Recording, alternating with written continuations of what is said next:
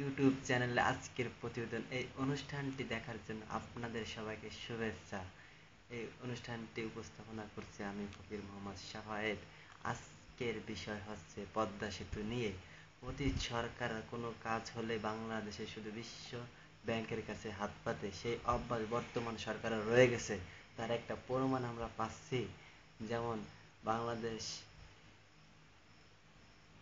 মন্ত্রীরা বাংলাদেশের মন্ত্রীরা বিশ্ব ব্যাংকের কাছে হাত পাতে সর্বদা, কিন্তু তারা নিজেদের বাহুজ্যটা কখনো খাটাতে চায় না। কিন্তু বর্তমানে আমি মনে করি বিশ্ব ব্যাংক বাংলাদেশকে পদ্মা সেতুর জন্য সাহায্য না করার জন্য একটা বাংলাদেশের জন্য সুবর্ণ সুযোগ এনে দিয়েছে, যে বাংলাদেশের ক্ষমতা আছে কিনা বিশ্ব ব্যাংকের সাহায্য ছাড়া এই পদ্মা সেতু নির্মাণ করা।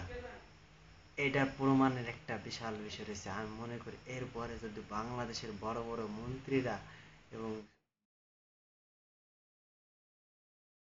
এবং বাংলাদেশের সরকার যদি পদ্মা সেতুর নির্মাণের জন্য আবার বিশ্ব ব্যাংকের কাছে হাত পাতে, তাহলে বাংলাদেশ আমি মনে করি যে একটা স্বাধীন দেশ, এটার কোনো চিহ্নই থাকবে না, একটা ক্ষুদ্র দেশ বলে প্রমাণিত হবে এবং বাংলাদেশ একটা লাঞ্ছিত দেশ বলে প্রমাণিত হবে। বাংলাদেশের প্রতিটা মন্ত্রীর